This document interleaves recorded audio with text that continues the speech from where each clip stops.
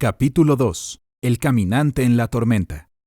Después de la horrible experiencia en la mansión inmersa por el bosque, por días yací exhausto en mi habitación del hotel de Lefferts Corner. No recuerdo exactamente cómo logré llegar al carro, encenderlo y regresar sin ser visto en la aldea, pues no retengo ninguna impresión distintiva salvo la de los titánicos árboles de brazos salvajes, los demoníacos balbuceos del trueno y las sombras carónticas que poblaban la región a través de los pequeños montes. Mientras temblaba y cavilaba sobre la proyección de esa sombra aplastacerebros, supe que por fin había espiado a uno de los horrores supremos de la tierra, una de esas plagas sin nombre de los vacíos exteriores, cuyos débiles y demoníacos rasguños escuchamos a veces en los bordes más lejanos del espacio, pero hacia los cuales nuestra propia y limitada visión nos ha dado una misericordiosa inmunidad. Apenas me atrevía a analizar o identificar la sombra que había visto. Algo se había interpuesto entre la ventana y yo esa noche, pero temblaba cuando no podía reunir el instinto para clasificarla. Si solo hubiera gruñido, aullado o reído nerviosamente, incluso eso hubiera aliviado el abismal horror.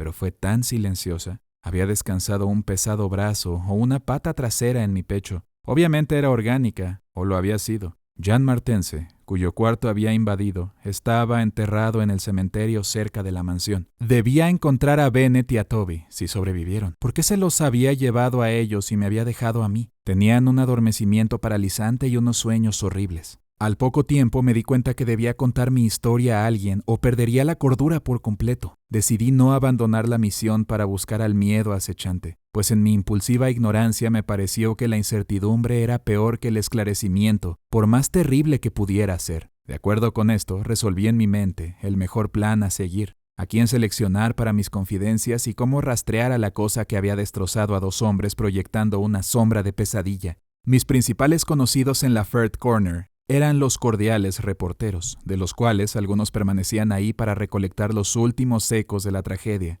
Fue de entre ellos que me determiné a escoger un colega, y mientras más reflexionaba, más me inclinaba por Arthur Monroe, un oscuro y delgado hombre de cerca de 35 años, cuya educación, gusto, inteligencia y temperamento parecían distinguirlo como alguien no atado a ideas y experiencias convencionales. En una tarde de principios de septiembre, Arthur Monroe escuchó mi historia. Vi desde el principio que él estaba tan interesado como empático, y cuando terminé, analizó y discutió sobre la cosa con la mayor de las astucias y un buen juicio. Su consejo, además, fue eminentemente práctico, pues recomendó posponer las operaciones en la mansión de los Martense hasta que reuniéramos más detalles históricos y datos geográficos.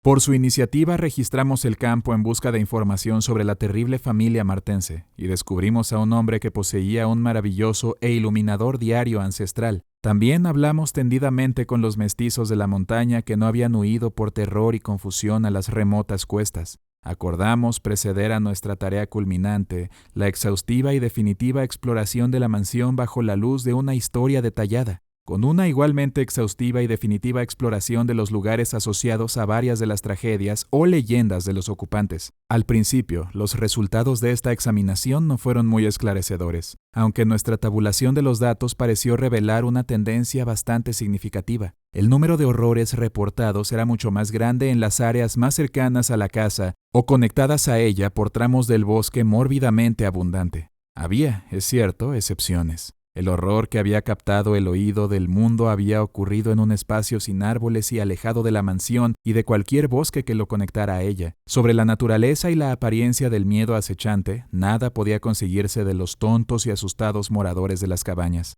Con el mismo aliento lo llamaban serpiente o gigante, demonio del trueno o murciélago, buitre o árbol que camina. Sin embargo, consideramos justificado el asumir que era un organismo vivo susceptible en gran medida a las tormentas eléctricas, y, aunque algunas de las historias sugerían un organismo alado, creímos que su aversión por los espacios abiertos hacía que la teoría más probable fuera que se trataba de un ser con locomoción terrestre. La única cosa realmente incompatible con la visión anterior era la rapidez con la que la criatura se debió haber movido para hacer todo lo que se le atribuía. Cuando llegamos a conocer mejor a los ocupantes, los encontramos curiosamente agradables en muchos sentidos. Eran animales simples que habían descendido un poco en la escala evolutiva por su desafortunada estirpe y su atrofiante aislamiento. Temían a los extraños, pero terminaron acostumbrándose a nosotros y nos ayudaron bastante cuando cortamos los arbustos y rompimos las divisiones de la mansión en búsqueda del miedo acechante.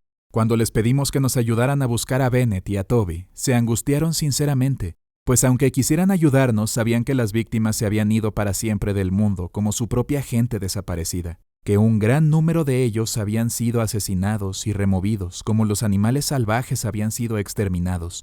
Estábamos totalmente convencidos y esperábamos con aprensión que ocurrieran otras tragedias. A mediados de octubre nos confundía la falta de progreso. Culpamos a las noches despejadas de que no hubiera agresiones demoníacas y la amplitud de nuestras infructuosas búsquedas de la casa y el campo casi nos llevaron a pensar sobre el miedo acechante como un agente inmaterial. Temíamos que el clima frío detendría nuestras exploraciones, pues todos estuvimos de acuerdo en que el demonio se mantenía generalmente quieto en el invierno. Así que hubo una especie de prisa y desesperación en nuestra última búsqueda diurna de la aldea visitada por el horror, una aldea ahora desierta debido al miedo de los lugareños. La desafortunada aldea de ocupantes ilegales no tenía nombre, pero había estado erguida por mucho tiempo bajo la protección de dos montañas sin árboles, llamadas respectivamente la montaña Cono y la colina Maple.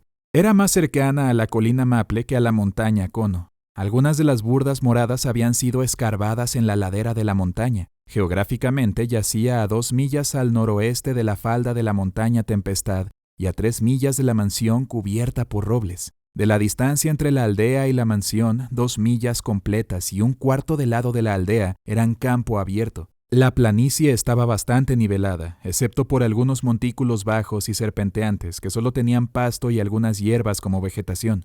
Considerando esta topografía, concluimos finalmente que el demonio debió haber llegado a la montaña Cono, de la cual una prolongación boscosa recorría una corta distancia desde la esquina este de la montaña Tempestad. Seguimos el suelo removido hasta un deslave de la colina Maple. Encontramos un árbol solitario y astillado cuyo costado había sido el punto de impacto del trueno que provocó la fiera. La 12ª vez o más que Arthur Monroe y yo recorrimos minuciosamente cada pulgada de la derruida aldea, nos desalentamos al tiempo que surgieron en nosotros vagos y nuevos temores. Era intensamente extraño, incluso cuando las cosas temibles y extrañas eran comunes. Encontrar vacía y tan desprovista de pista la escena después de tan abrumadores hechos. Nos movimos bajo el plomizo y escombrecido cielo con un trágico fervor sin dirección, que resultó de una mezcla de sensación de futilidad y necesidad de acción. Nuestro cuidado fue gravemente minucioso. Cada cabaña fue revisada de nuevo. Cada lado de la colina fue escarbado en busca de cuerpos. Cada espinoso pie de la cuesta adyacente, revisado para encontrar madrigueras o cuevas, todo sin resultado alguno. Y, sin embargo, como he dicho, vagos y nuevos temores levitaban amenazadoramente sobre nosotros, como si gigantes hipogrifos con alas de murciélago se agazaparan invisiblemente sobre las cumbres de las montañas y miraran amenazantes con ojos de Abadón, ojos que se posaron antes sobre los golfos transcósmicos. Mientras avanzaba la tarde se incrementó la dificultad para ver y escuchamos el tronar de una tormenta eléctrica que se remolinaba sobre la montaña Tempestad. Naturalmente, en tal lugar, este sonido nos intranquilizó, aunque menos que si hubiera sucedido de noche. A decir verdad, esperábamos con desesperación que la tormenta durara hasta después del anochecer, y con esa esperanza, regresamos de nuestra búsqueda sin objetivo en las laderas para buscar la aldea habitada más cercana y congregar un grupo de aldeanos como ayudantes de la investigación. Tan tímidos como eran, algunos de los jóvenes se inspirarían lo suficiente en nuestro liderazgo protector como para prometernos su ayuda. Sin embargo, apenas habíamos dado vuelta cuando descendió una cegadora cortina de lluvia torrencial que volvió imperativo buscar un refugio. La extrema, casi nocturna oscuridad del cielo causó que nos tropezáramos constantemente, pero guiados por los frecuentes destellos de los relámpagos y por nuestro minucioso conocimiento de la aldea, pronto llegamos a la menos derruida de las cabañas, una heterogénea combinación de tablas cuya puerta todavía está en pie y su ventana pequeña daban a la colina Maple. Atrancando la puerta atrás de nosotros contra la furia del viento y la lluvia, pusimos en su lugar las rudimentarias trancas que sabíamos dónde encontrar debido a nuestras frecuentes búsquedas. Era lúgubre estar ahí, sobre las desvencijadas cajas en la alquitranada oscuridad, pero encendimos nuestras pipas y ocasionalmente prendíamos nuestras lámparas de bolsillo, que de vez en cuando podíamos ver los relámpagos a través de las grietas de la pared. La tarde estaba tan increíblemente oscura que cada destello era extremadamente vívido. La vigilia bajo la tormenta hizo que recordase mi espantosa noche en la montaña Tempestad, lo que me puso a temblar. A mi mente regresó la extraña pregunta que seguía volviendo a mí desde la pesadilla que sucedió.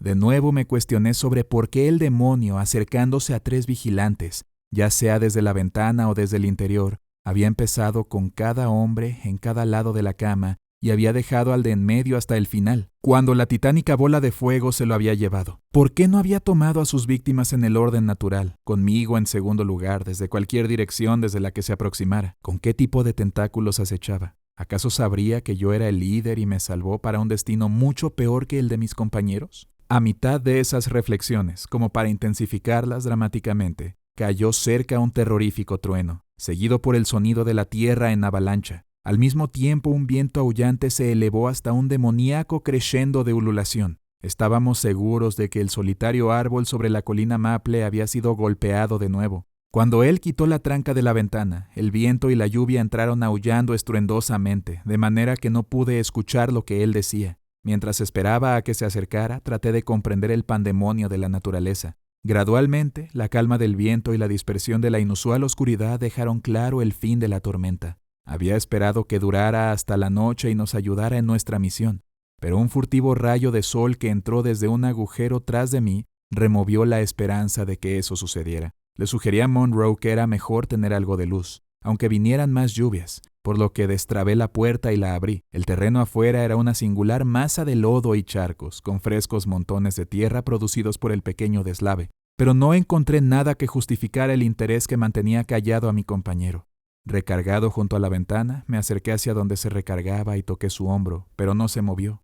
Entonces, mientras lo sacudía y lo volteaba, sentí los tentáculos estranguladores de un canceroso horror, cuyas raíces alcanzaban pasados ilimitados y abismos sin fondo de la noche que se extiende más allá del tiempo. Pues Arthur Monroe estaba muerto, y sobre lo que quedaba de su masticada y medio arrancada cabeza, no había más una cara.